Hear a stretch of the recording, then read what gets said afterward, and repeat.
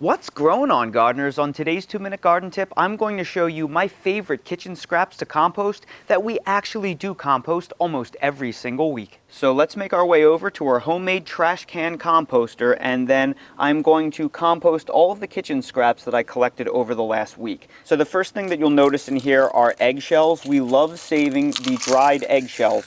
So when we apply this, we like to basically take our hands and just crunch them up, because obviously in whole form they are going to be way too large and they take forever to compost as is.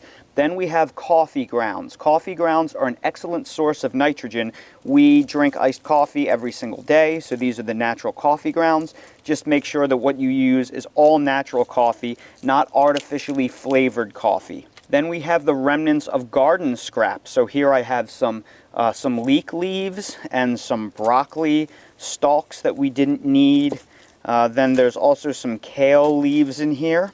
So all of that is going to go into the trash can. We also have some remnants of some carrots. Those are great to compost.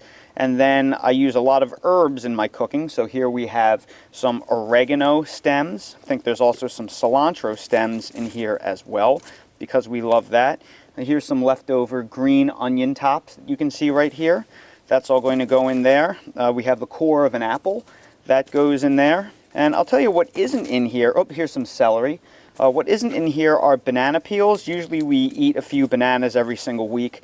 But this week, I guess, is an off week for the banana peels. But what you see right there are some of my absolute favorite things to compost every single week. Now, when it comes to composting kitchen scraps, the truth is the list is absolutely enormous of what you can compost. You really only want to avoid a few certain things. Really, the only thing we don't compost are, number one, things that are full of seeds, because we don't want the seeds to germinate in our cold compost pile. And number two, the category of nightshades. So that includes potatoes, tomatoes, eggplant, and peppers, because they tend to hold a lot of diseases, and since we're cold composting, that process will not likely kill those diseases. The real no-nos with composting comes when you try to compost processed foods. If you're going to compost coffee grounds, make sure that you only compost natural coffee grounds. If you drink flavored coffee, or if your coffee bag says artificially flavored on that, don't compost that. We also don't like composting animal products. Eggshells are the one exception that we're willing to compost, but we don't compost meat, we don't compost bones, we don't compost shrimp shells, things like that,